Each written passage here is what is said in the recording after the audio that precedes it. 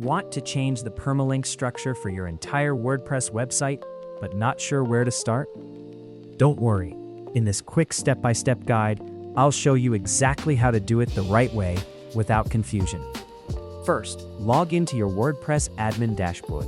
Open your browser and go to your website's admin URL, usually yoursite.com/wp-admin.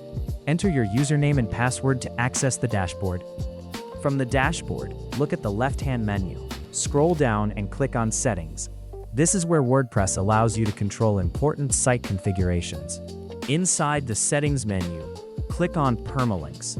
This section controls how your website URLs are structured and displayed. Choose your preferred permalink structure.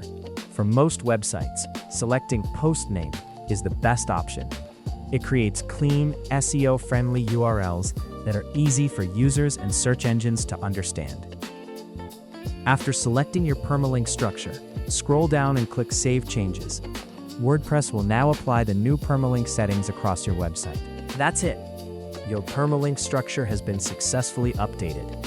Your URLs are now cleaner, more professional, and optimized for SEO.